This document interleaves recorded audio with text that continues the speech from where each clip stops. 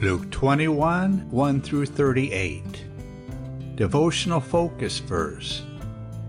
Watch ye therefore, and pray always, that ye may be accounted worthy to escape all these things that shall come to pass, and to stand before the Son of Man.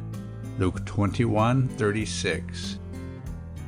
The largest and most catastrophic avalanche in history occurred on May 31, 1970, when an earthquake off the coast of Peru caused a large section of the north slope of Mount Huascarán to collapse.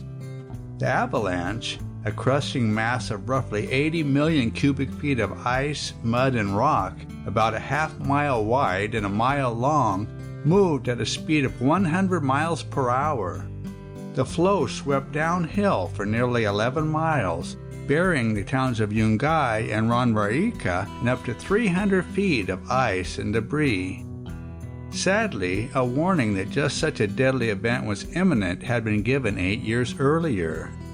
In 1962, climbers David Bernays and Charles Sawyer were concluding a climbing expedition through the Cordillera Blanca mountain range in Peru when they decided to investigate a glacier known only as Glacier 511, which was thought to have been the source of an earlier avalanche.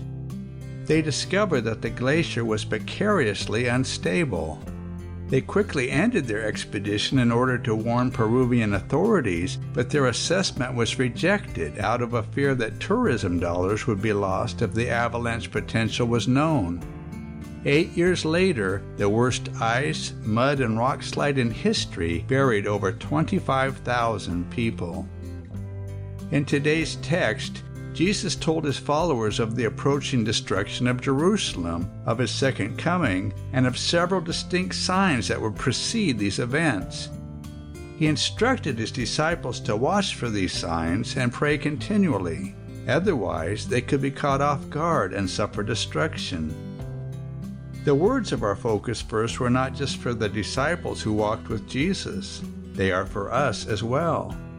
Many today believe in God and have heard of his second coming, but how many are truly watching for Christ's return and preparing themselves spiritually? Tragically, it seems that most people, like the Peruvian authorities, are choosing to ignore the warning.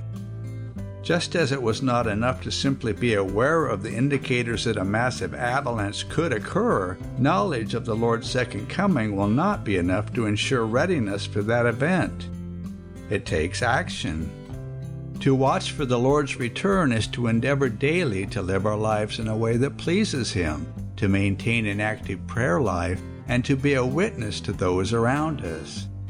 Today, let us take notice of the signs of the times that surround us, and purpose in our hearts to be ready for the Lord's return. Jesus is coming soon. Are you watching? Background information. Today's text opens with a brief account of a widow putting 2 small coins into the treasury. Mites here probably refers to prutas, the smallest coins used by the Jews. In Mark's account of this story, Mark 12:41 through 44, the author pointed out that 2 mites equal 1 farthing or quadrans, which was the smallest Roman copper coin. In all, the widow's contribution may have equated to about 6 minutes of work at an average rate of pay, but because it was all she had, this tiny sum was more valuable to Jesus than any of the contributions of the rich men. In fact, in the original Greek, Mark's account indicates that even the rich men may have been putting prutas into the treasury, a large quantity of small coins, as opposed to a large sum of money. The remainder of chapter 21 includes Jesus' discourse on the events that were to come. He foretold 2 distinct events, the destruction of Jerusalem and his second coming. Jesus transitioned so seamlessly between one event and the other that it can be challenging to ascertain which signs referred to which event, perhaps by design. History shows that some of his prophecies already have come to pass. Others are yet to be fulfilled. Perhaps the most explicit prophecy Jesus made regarding the destruction of Jerusalem is found at the beginning of his discourse. After the people commented on the goodly stones and gifts of the temple, Jesus said there would come a day when there shall not be left one stone upon another that shall not be thrown down. Verse 6. According to the ancient historian Flavius Josephus, the stones which Jesus referred to were as much as 40 cubits long and 10 cubits high, or about 60 feet long by 15 feet high. In spite of their immense size, history confirms the accuracy of Jesus' prophecy. In AD 70, Jerusalem was destroyed by the Romans, led by then General and later Emperor Titus. In fact, the Romans did not just destroy the city, they dug up its foundation, fulfilling the prophecy of Micah 3:12 that the city would be plowed as a field. Historical records indicate that Jerusalem was so thoroughly destroyed that with the exception of a few towers and a part of a wall, there was not enough left of the city to indicate that anyone had ever lived there. In the midst of this destruction, the temple was completely leveled, just as Jesus had foretold. In verses 20 through 24, Jesus spoke of a time when Jerusalem would be compassed with armies and instructed his followers to flee to the mountains. Prior to the destruction of Jerusalem by Titus, Syrian President Cestius Gallus laid siege to the city in AD 66. He appeared to be in a position to conquer the city, but to the surprise of all, he ended the siege and left.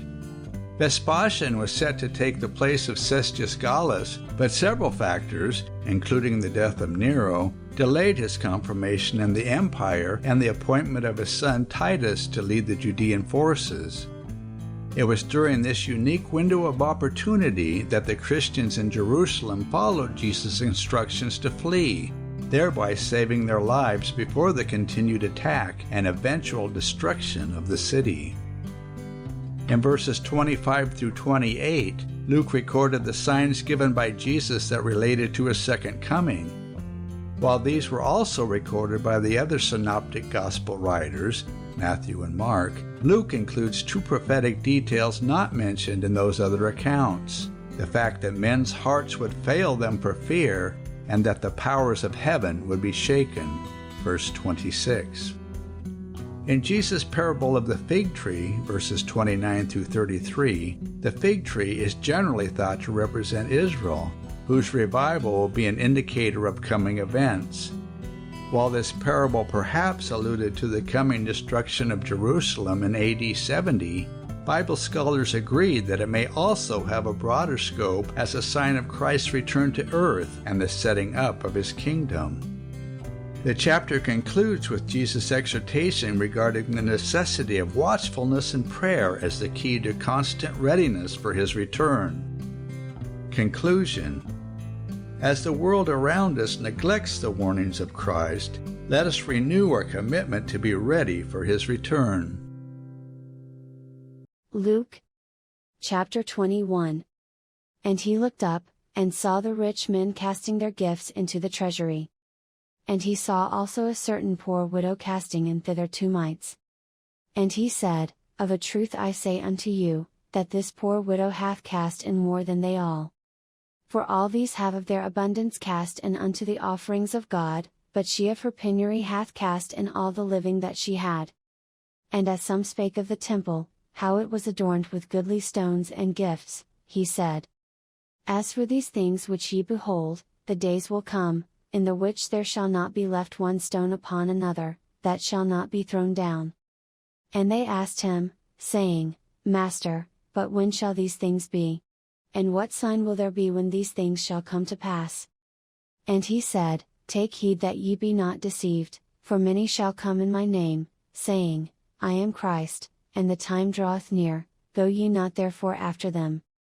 But when ye shall hear of wars and commotions, be not terrified, for these things must first come to pass, but the end is not by and by. Then said he unto them, Nation shall rise against nation, and kingdom against kingdom. And great earthquakes shall be in divers places, and famines, and pestilences, and fearful sights and great signs shall there be from heaven.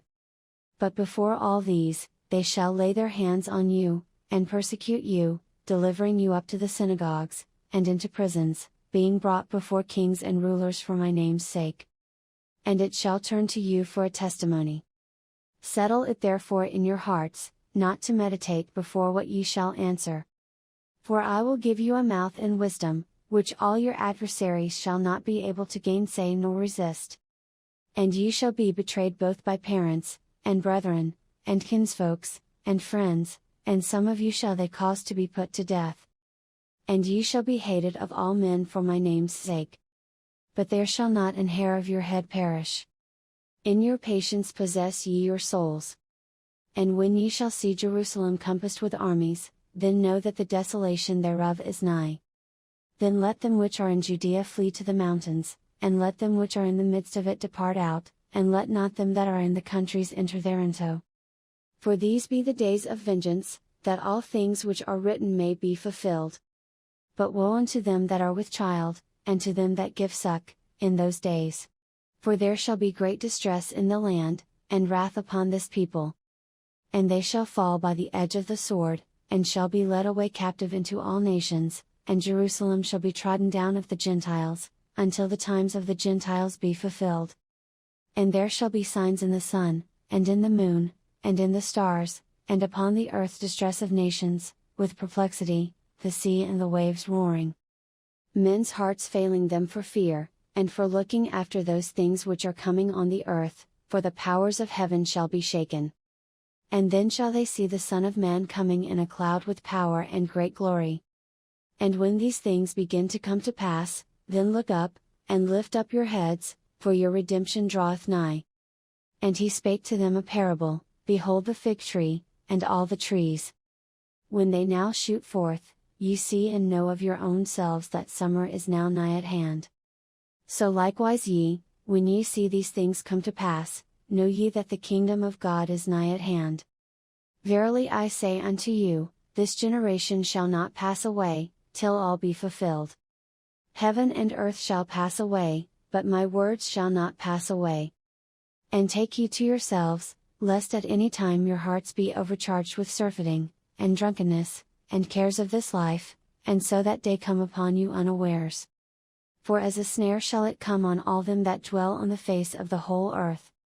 Watch ye therefore, and pray always, that ye may be accounted worthy to escape all these things that shall come to pass, and to stand before the Son of Man. And in the daytime he was teaching in the temple, and at night he went out, and abode in the mount that is called the Mount of Olives. And all the people came early in the morning to him in the temple, for to hear him.